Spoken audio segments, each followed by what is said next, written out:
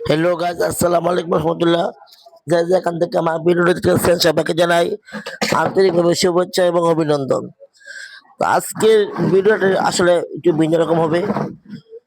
আজকের ভিডিওটা হচ্ছে এমন একটা বিষয় নিয়ে, খুবই একটা গুরুত্বপূর্ণ বিষয় নিয়ে। আমরা চাই আমাদের সমাজটা পরিবর্তন হোক, আমরা চাই আমাদের দেশটা ভালো থাকুক, আমরা চাই আমাদের দেশে যেন উশৃঙ্খলা, চাঁদাবাজি, গুন্ডামি, অন্যের জমি দখল, অন্যের বিটা দখল, আসলে এমন ভাবে নৃশংস কাজগুলো যাতে না ঘটে।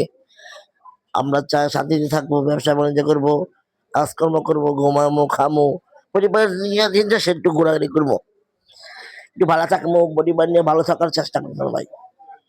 কিন্তু আসলে আমরা ভালো থাকার জন্য সবাই চেষ্টা করি, কিন্তু সমাজ যারা চালায়, তারা নেতৃত্ব দেয়, আসলে তাদের উপরে সবচেয়ে বেশি ডিপেন্ড করে আপনার সমাজটা কিভাবে চলবো, কেমন চলবো। যদি তারা যদি না ভালো হয়, তাহলে আপনার সমাজ কোনো ভালো হবে না।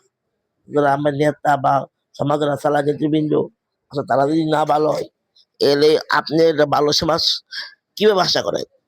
যারা দেশ চালায় তারা যদি না ভালো হয়, তাহলে ভালো দেশ কিভাবে আশা করেন?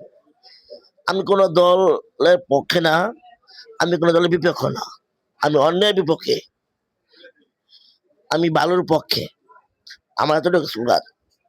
আসলে আমরা কি ভুল করি? আমরা বিভিন্ন জায়গায়, বিভিন্ন মহলে বিভিন্ন কথা বলি। আমরা টাকার কারণে আমরা টাকা দিয়ে বোনাসে ভোট দিয়ে দিই। সে সবথেকে বড় সমস্যা যে আমাদের, আমরা প্রথম ভুলটা করি, একটা মানুষ আমাদের টাকা দেয় 500-1000 টাকা, ওই টাকা নিয়ে আমরা তারা ভোট দিই। আমরা ভোট দিয়ে যাওয়ার সময় ব্যক্তি বা মানুষ সিলেক্ট করি না, কিন্তু আসলে আমরা এই 500-1000 টাকা ভোট দিয়া পরে সারা বছর, সারা সময় আমাদেরকে ওই টাকার গুণ হারে হারে সময় আমাদের কাছ থেকে উঠে নেয়। দেখে একবার ভাবছি কোনোদিন, বা সৎ ব্যক্তিকে দেখে যদি ভোট দেন, সৎভাবে ফেয়ার ভাবে ভোট দেন, তাহলে ভালো মানুষ ক্ষমতা গেলে দেশ ভালো চলবে, দেশে দুর্নীতি চলবে না, দেশে লুটপাট হবে না, দেশে আয় বৃদ্ধি পাবে, দেশে মানুষ, সমাজের মানুষ ভালো থাকবে, বেকারত্ব দূর হবে, কাজ করবে, সবকিছু উন্নত হবে। কিন্তু আমরা সবাই বুঝি না, সুশীল, কিন্তু আদৌ আমরা মানি না। আসলে মূলত প্রথম ভুলটি আমরা করি, প্রথম অন্যায়টা আমরা করি, প্রথম দোষটাই আমরা করি, কিন্তু পরবর্তীতে আমি কি করি, আমরা এই অন্যায় দোষটা আমাদের যে নেতৃত্ব দেয় তার কারণে ঠেলাই। কোন নেতাই, কোন নেতা কি করলো না করলো ওইটা বিষয় না ভাই, আমি কতটা মানলাম এটা মূল বিষয়। আমি তো ওইটাই বুঝি না যে কোনটা ভালো কোনটা মন্দ, আমি এটাই তো বুঝি যে 500 টাকা দিল, 2 কেজি চাল, 2 কেজি আলু, 2 কেজি আটা নিয়ে আমি খাইয়া একসঙ্গে আরামসে ঘুমাবো। আমি যে একদিনের দিন দেখলাম, অথচ আমি এক জন্মের দিন দেখলাম না। আমরা কবে আসলে এই ভুলটা বুঝবো? যতদিন পর্যন্ত এই ভুলটা আমরা না দাঁড়াইতে পারবো, ততদিন পর্যন্ত আমাদের দেশ, আমাদের সমাজ, আমাদের রাষ্ট্র কোনো কিছু সমাধান হইতো না। আগে আমার ভিতরে এই বুঝটা বুঝাই, যারা বিজ্ঞ অভিজ্ঞ লোক, তারা আমার কথা মনে হয় বুঝছেন।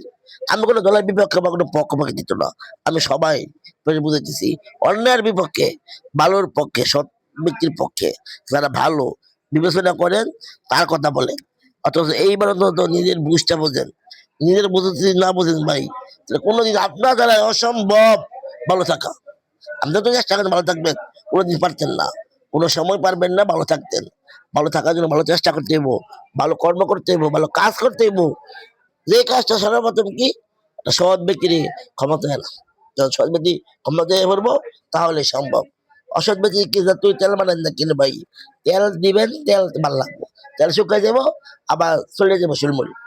এই জন্য আসলে বুঝার আগে বুঝ দেন, কাজ করার আগে কর্ম করেন, না হলে আপনার জন্য সামনে যত বছর কেন্দ্র করে আছেন আর কান্না প্রচুর থাকেন। ধন্যবাদ সবাইকে।